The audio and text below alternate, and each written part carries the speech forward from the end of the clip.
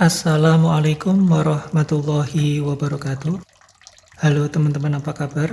Pada kesempatan kali ini saya akan membahas tentang sejarah Kerajaan Pajajaran.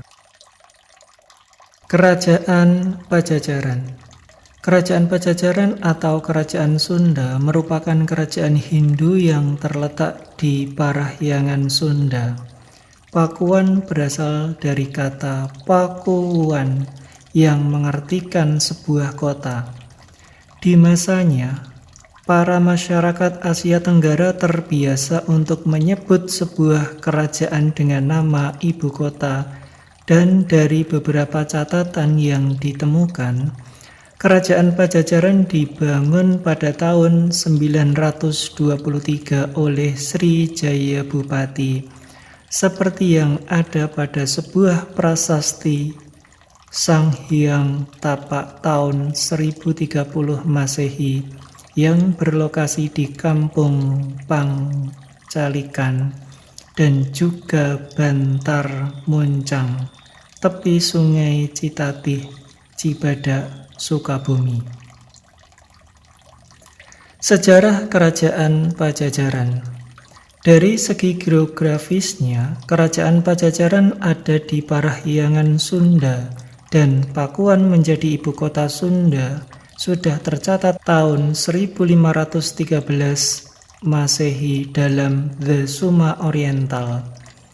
Di sini tertulis jika ibu kota kerajaan Sunda memiliki sebutan Dayu atau Dayeuh yang membutuhkan waktu 2 hari perjalanan dari Kalapa yang sekarang menjadi Jakarta. Sebelum didirikannya Kerajaan Pajajaran, ada beberapa kerajaan yang sudah terlebih dahulu didirikan, yakni Kerajaan Tarumanegara, Kerajaan Sunda, Kerajaan Galuh, dan juga Kerajaan Kawali.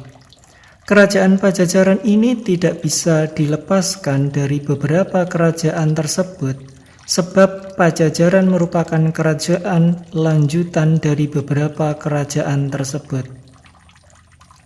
Dalam sejarah tertulis jika pada akhir tahun 1400-an, Majapahit kondisinya semakin lemah, dan pemberontakan serta perebutan kekuasaan di antara saudara terjadi berulang kali. Saat jatuhnya Prabu Kertabumi atau Brawijaya V, para pengungsi dari kerabat kerajaan Majapahit mengungsi menuju ibu kota kerajaan Galuh yang berada di Kawali, Kuningan, Jawa Barat.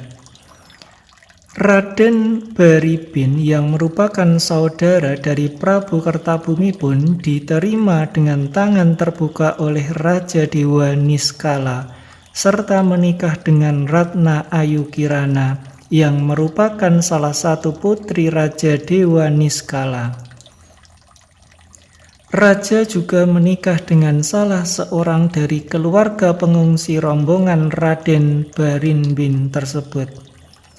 Raja Susuk Tunggal yang berasal dari kerajaan Sunda marah dengan pernikahan Dewa Niskala tersebut.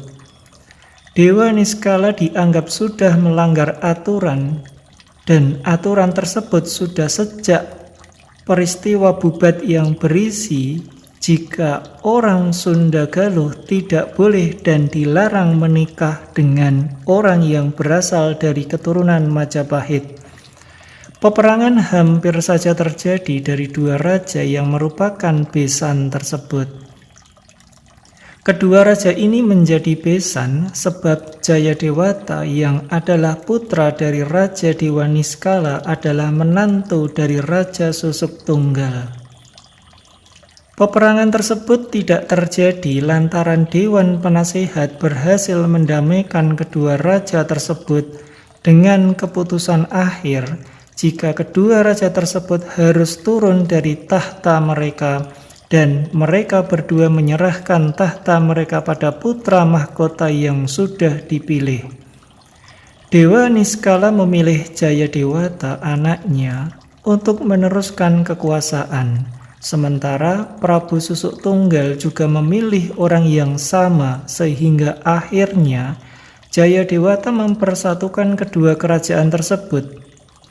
Jayadewata lalu diberi gelar Sri Baduga Maharaja dan mulai memerintah kerajaan Pajajaran di tahun 1482. Kehidupan perekonomian kerajaan Pajajaran. Masyarakat di zaman kerajaan Pajajaran hidup dengan bercocok tanam, khususnya menggarap ladang yang menghasilkan beras, buah-buahan, sayuran, serta lada, dan juga mengembangkan di bidang pelayaran serta perdagangan. Kerajaan Pajajaran juga mempunyai 6 pelabuhan penting, yakni Sunda Kelapa atau Jakarta, Pontang, Tamgara, Pelabuhan Banten, Cigede, dan juga Cimanuk atau Pamanukan. Kehidupan sosial kerajaan Pajajaran. Kehidupan sosial masyarakat di kerajaan Pajajaran merupakan para seniman seperti penari, pemain gamelan, serta badut, dan juga golongan petani, serta perdagangan. Sementara untuk golongan masyarakat yang tidak baik adalah tukang rampas, copet, perampok, dan maling. Kehidupan budaya kerajaan Pajajaran. Yang mempengaruhi kehidupan dari sektor budaya kerajaan Pajajaran adalah agama Hindu, serta beberapa peninggalan seperti prasasti, jenis batik, kitab cerita parahyangan, dan juga kitab Sanghyang Siskanda. Raja-raja kerajaan Pajajaran. Raja pertama adalah Sri Baduga Maharaja, berkuasa tahun 1482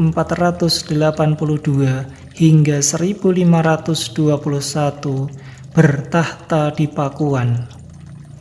Raja kedua adalah Surawisesa, berkuasa tahun 1521 hingga 1535, yang bertahta di Pakuan. Raja ketiga adalah Ratu Dewata, berkuasa tahun 1535 hingga 1543 dan bertahta di Pakuan. Dan raja keempat adalah Ratu Sakti, berkuasa tahun 1543 hingga 1551 dan bertahta di Pakuan. Raja kelima adalah Ratu Nilakendra, berkuasa tahun 1551 hingga 1567, pergi dari Pakuan sebab serangan Maulana Hasanuddin. Dan raja keenam adalah Ragumula atau Prabu Surya Kencana, dan berkuasa tahun 1567 hingga 1579 dan bertahta di Pandeglang. Puncak kejayaan kerajaan Pajajaran. Di masa pemerintahan Sri Baduga Maharaja, kerajaan Pajajaran mencapai masa kejayaannya, dan ini menjadi alasan yang sering dikatakan masyarakat Jawa Barat jika Sri Baduga atau Siliwangi merupakan seorang raja yang tidak pernah purna dan selalu hidup abadi di hati serta pikiran para masyarakat Jawa Barat. Maharaja tersebut membangun sebuah karya besar, yakni talaga dengan ukuran besar bernama Maharena Wijaya, serta membuat jalan untuk menuju ke ibu kota Pakuan serta Wanagiri. Ia juga memperkuat pertahanan ibu kota serta memberikan desa perdikan untuk semua pendeta beserta pengikutnya, sehingga bisa menyemangati kegiatan beragama dan dijadikan penuntun kehidupan para rakyat. Sang Maharaja juga kemudian membangun Kabini Hajian atau Kaputren, kesatriaan atau asrama prajurit, menambah kekuatan angkatan perang, mengatur untuk pemungutan upeti dari para raja di bawahnya, dan juga menyusun undang-undang kerajaan. Pembangunan juga bisa dilihat dari prasasti, kabantenan, dan juga batu tulis yang mengisahkan juru pantun dan juga penulis babat yang masih bisa dilihat hingga sekarang. Sementara sebagian lagi sudah hilang. Kedua prasasti dan juga cerita pantun serta kisah babat tersebut diketahui jika Sri Baduga sudah memberi perintah untuk membuat wilayah perdikan, membuat Talaga Maharenawijaya, memperkuat ibu kota, membuat pagelaran, membuat kabini hajian, membuat kesatriaan, membuat pamington, memperkuat angkatan perang, dan juga mengatur upeti untuk para raja yang berada di bawahnya. Kehancuran Kerajaan Pajajaran. Kerajaan Pajajaran akhirnya hancur di tahun 1579 karena serangan kerajaan Sunda lain, yakni Kesultanan Banten. Kerajaan Pajajaran berakhir dengan di bawahnya Palangka Sriman Sriwacana dari Pakuan Pajajaran menuju Keraton Surosowan yang berada di Banten oleh pasukan Maulana Yusuf.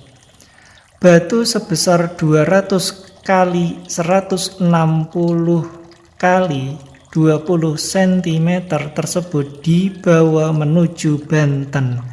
Sebab tradisi politik membuat Pakuan Pajajaran tidak bisa menobatkan raja yang baru dan menjadi pertanda jika Maulana Yusuf merupakan penerus dari kerajaan Sunda yang sah. Sebab buyut perempuannya adalah putri Sri Baduga Maharaja. Palangka Sriman Sriwacana ini bisa dilihat di depan bekas Keraton Surosowan di daerah Banten, dan masyarakat Banten menyebutnya dengan Watu Gilang, yang berarti mengkilap dan memiliki arti yang sama dengan Sriman. Sesudah terjadi persekutuan dari Kesultanan Demak dan juga Cirebon, ajaran agama Islam mulai memasuki Parahyangan dan menimbulkan keresahan untuk Jayadewata, dan kemudian ia membatasi pedagang Muslim yang masuk di pelabuhan kerajaan Sunda supaya pengaruh Islam terhadap pribumi bisa diperkecil. Akan tetapi nyatanya pengaruh agama Islam jauh lebih kuat dan Pajajaran akhirnya memutuskan untuk berkoalisi dengan Portugis agar bisa mengimbangi Kesultanan Demak dan juga Cirebon. Pajajaran lalu memberikan kesempatan untuk perdagangan bebas di pelabuhan kerajaan Pajajaran dengan imbalan berupa bantuan militer jika Kesultanan Demak dan Cirebon menyerang Pajajaran.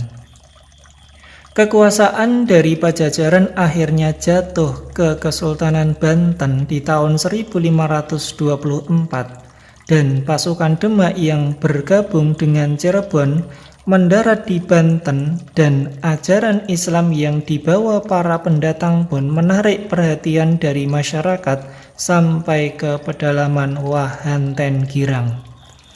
Sunan Gunung Jati memberikan petunjuk untuk anaknya, yakni Maulana Hasanuddin, agar membangun sebuah pusat pemerintahan di daerah Wahanten Girang, serta membangun kota di pesisir sehingga akhirnya terbentuk Kerajaan Banten.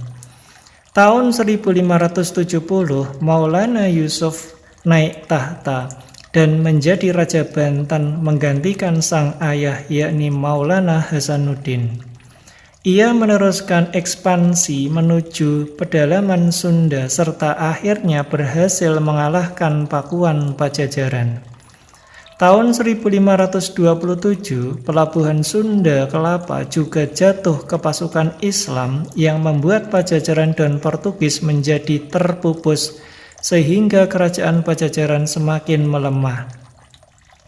Sedangkan Prabu Ratu Dewata yang memerintah dari tahun 1535 sampai dengan tahun 1543 juga tidak menjalankan perintah atau pemerintahan dengan baik, dan juga mengutamakan menjadi pendeta yang menyebabkan rakyat menjadi terabaikan.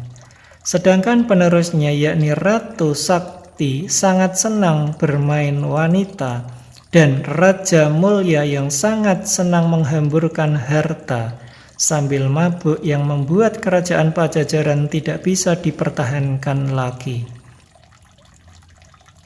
Maulana Yusuf menjadi penerus kekuasaan Sunda yang sah, sebab diperkuat juga dengan garis keturunan yang dimilikinya, yakni cicit dari Sri Baduga Maharaja, raja pertama dari kerajaan Pajajaran.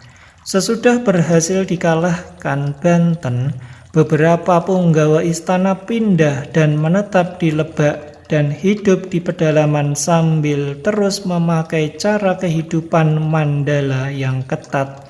Dan kelompok masyarakat ini masih ada sampai sekarang yang dikenal dengan suku Baduy. Peninggalan sejarah Kerajaan Pajajaran. Selain naskah Babat, Kerajaan Pajajaran juga memiliki beberapa peninggalan lain yang masih bisa kita lihat hingga sekarang. Yang pertama ada Prasasti Cikapundung. Prasasti Cikapundung ditemukan oleh warga di sekitar Sungai Cikapundung, Bandung pada tanggal 8 Oktober 2010. Dalam batu prasasti ini memiliki tulisan Sunda kuno yang menurut perkiraan berasal dari abad ke-14. Tidak hanya terdapat huruf Sunda kuno, pada prasasti tersebut juga terdapat beberapa gambar seperti telapak tangan, wajah, telapak kaki, dan juga 2 baris huruf Sunda kuno dengan tulisan Unggul Jagat Jalmah Hendap. Dengan arti, semua manusia di dunia ini bisa mengalami sesuatu apapun. Seorang peneliti utama dari Balai Arkeologi Bandung yakni Lufti Yondri berkata, jika prasasti tersebut adalah prasasti Cikapundung. Yang kedua adalah Prasasti Hulu Dayeuh. Prasasti Hulu Dayeuh ini ada di bagian tengah sawah di Kampung Hulu Dayeuh, Desa Cikalahang, Kecamatan Sumber sesudah pemekaran wilayah menjadi Kecamatan Cikupuntang, Cirebon. Prasasti ini sudah sejak lama diketahui oleh masyarakat sekitar, akan tetapi untuk para arkeologi dan juga ahli sejarah baru mengetahui keberadaan prasasti tersebut di bulan September tahun 1991. Isi dari prasasti tersebut terdiri dari 11 baris tulisan beraksara serta bahasa Sunda kuno. Akan tetapi batu prasasti tersebut ditemukan dalam keadaan yang sudah tidak utuh dan membuat beberapa aksara juga ikut hilang. Permukaan batu prasasti tersebut juga sudah agak rusak dan beberapa tulisan sudah aus, sehingga beberapa isi dari prasasti tersebut tidak bisa terbaca. Secara garis besar, prasasti ini menceritakan tentang Sri Maharaja Ratu Haji di Pakuan, Sang Ratu Dewata, yang berhubungan dengan beberapa usaha untuk membuat makmur negerinya. Yang ketiga adalah Prasasti Pasir Datar. Prasasti ini ditemukan pada sebuah perkebunan kopi yang terletak di Pasir Datar, Cisande, Sukabumi di tahun 1872 dan sekarang sudah disimpan pada Museum Nasional di Jakarta. Prasasti ini terbuat dari material batu alah yang masih belum ditranskripsikan hingga saat ini, sebab isinya sendiri belum bisa diartikan. Yang keempat adalah prasasti perjanjian Sunda Portugis. Prasasti perjanjian Sunda Portugis merupakan prasasti dengan bentuk tugu batu yang berhasil ditemukan tahun 1918 di Jakarta. Prasasti ini menjadi tanda dari perjanjian kerajaan Sunda dengan kerajaan Portugis yang dibuat oleh utusan dagang kerajaan Portugis dari Malaka dan dipimpin Enrique Leme yang membawa beberapa barang untuk diberikan pada Raja Samian atau Sanghyang, yakni Sang Hyang Surawisesa, seorang pangeran yang menjadi pimpinan utusan Raja Sunda. Prasasti ini dibangun di atas permukaan tanah yang juga ditunjuk sebagai tempat benteng dan gudang orang Portugis. Prasasti ini ditemukan dengan cara melakukan penggalian saat membangun sebuah gedung di bagian sudut Prinsentrat, yang sekarang menjadi Jalan Cengkeh, dan juga Groenestad, yang sekarang menjadi Jalan Kalibesar Timur 1 dan sudah termasuk ke dalam wilayah Jakarta Barat. Sedangkan untuk replikanya sudah dipamerkan pada Museum Sejarah Jakarta. Yang kelima adalah Prasasti Ulubelu. Prasasti ini merupakan peninggalan kerajaan Sunda atau Pajajaran dari abad ke-15 Masehi yang berhasil ditemukan di Ulubelu, Desa Rebang Punggung, Kota Agung, Lampung, tahun 1936. Walau ditemukan di Lampung, Sumatera Selatan, akan tetapi para sejarawan menduga jika aksara yang dipergunakan pada prasasti ini merupakan aksara Sunda kuno yang merupakan peninggalan dari kerajaan Pajajaran tersebut. Anggapan ini juga diperkuat dengan wilayah dari kerajaan Sunda yang juga meliputi wilayah Lampung. Sesudah kerajaan Pajajaran runtuh oleh Kesultanan Banten, kekuasaan Sumatera Selatan tersebut dilanjutkan Kesultanan Banten. Isi dari prasasti ini adalah mantra tentang permohonan pertolongan yang ditujukan pada para dewa utama, yakni Batara Guru atau Siwa, Wisnu, dan juga Brahma serta dewa penguasa tanah, air, dan juga pohon supaya keselamatan dari segala musuh bisa didapatkan. Yang keenam ada situs Karangkamulyan.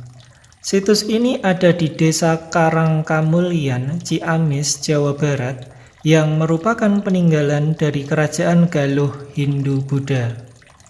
Situs Karangkamulyan ini menceritakan tentang Ciung Wanara berkaitan dengan kerajaan Galuh. Cerita ini kental dengan kisah pahlawan hebat yang mempunyai kesaktian serta keperkasaan yang tidak dimiliki oleh orang biasa dan hanya dimiliki oleh Ciung Wanara. Dalam era sekitar 25 hektar tersebut tersimpan berbagai benda mengandung sejarah mengenai kerajaan Galuh yang kebanyakan berupa batu. Batu-batu tersebut tersebar dengan berbagai bentuk dan beberapa batu yang ada di dalam bangunan strukturnya terbuat dari tumpukan batu dengan bentuk yang hampir serupa dan bangunan mempunyai sebuah pintu yang membuatnya tampak seperti sebuah kamar. Batu-batu tersebut mempunyai nama dan kisah yang berbeda-beda. Nama-nama tersebut diberikan oleh masyarakat sekitar yang diperoleh dengan cara menghubungkan kisah kerajaan Galuh seperti pangcalikan atau tempat duduk, tempat melahirkan, lambang peribadatan, cika, huripan, dan juga tempat sabung. Yang ketujuh ada Prasasti Kebun Kopi II. Prasasti yang memiliki nama lain Prasasti Pasir Muara merupakan peninggalan dari Kerajaan Sunda Galuh yang ditemukan tidak jauh dari Prasasti Kebun Kopi I yang adalah peninggalan dari Kerajaan Tarumanegara. Namun prasasti ini hilang karena dicuri pada sekitar tahun 1940-an. Seorang pakar bernama F.D.K. Bos pernah mempelajari prasasti tersebut dan menuliskan jika dalam prasasti tersebut tulisan bahasa Melayu kuno yang menceritakan tentang seorang raja Sunda menduduki tahtanya kembali dan menafsirkan angka tahun kejadian bertarik 932 Masehi. Prasasti ini ditemukan di Kampung Pasir Muara, Desa Ciaruteun Ilir, Cibungbulang, Bogor, Kabupaten Bogor, Jawa Barat, abad ke-19. Saat tengah dilaksanakan penebangan hutan untuk dibuat lahan kebun kopi, dan prasasti ini ada sekitar 1 km dari batu prasasti kebun kopi 1, yakni Prasasti Tapak Gajah. Yang kedelapan ada prasasti batu tulis. Prasasti batu tulis diteliti tahun 1806, yakni dengan pembuatan cetakan tangan Universitas Leiden di Belanda. Pembacaan pertama dilakukan oleh Frederik pada tahun 1853 dan hingga tahun 1921. Sudah terhitung 4 orang ahli yang juga meneliti isi dari prasasti batu tulis tersebut. Akan tetapi Cornelius Marinus Plaet juga menjadi satu-satunya orang yang lebih mengulas tentang lokasi dari Pakuan. Sedangkan peneliti lain lebih fokus dalam mengartikan isi dari prasasti tersebut. Penelitian dari Plaet dipublikasikan pada tahun 1911 dan di dalam tulisannya dapat juga diartikan menjadi angka pada batu tulis dekat Bogor.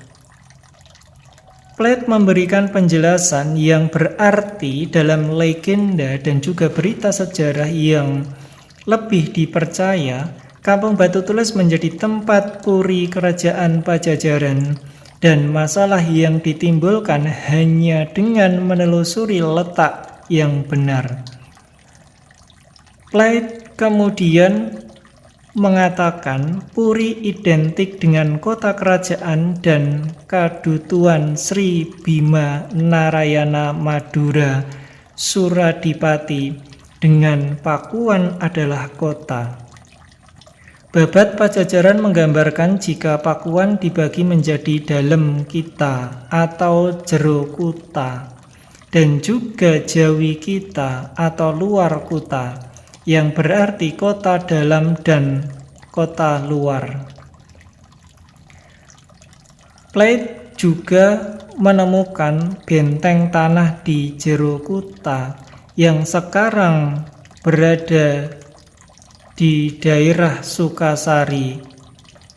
Pertemuan Jalan Siliwangi dengan Jalan Batu Tulis dan letak keraton diduga berada di sekitar Batu Tulis. Laporan yang diberikan oleh Adolf Winkler tahun 1690 disebutkan jika di Batu Tulis ia menemukan lantai berbatu yang tersusun sangat rapi. Dan dengan penjelasan orang yang mengantarnya, itulah letak dari istana kerajaan yang diukur dari lantai sampai ke arah Paseban Tua ditemukan 7 pohon beringin. Akan tetapi lokasi pastinya masih menjadi sebuah misteri hingga sekarang. Sesudah Raja Pajajaran pindah menuju Pakuan, pemerintahan di Galuh Kawali dipimpin Prabu Ningratwangi dengan masa pemerintahan dari tahun 1428 hingga 1501 mewakili sang kakak Sri Baduga Maharaja. Sesudah itu pemerintahan Galuh dipimpin Prabu Jayaningrat tahun 1501 sampai dengan 1528 dan ia merupakan Ratu Galuh terakhir sebelum kerajaan runtuh dan ditaklukkan oleh Kesultanan Cirebon.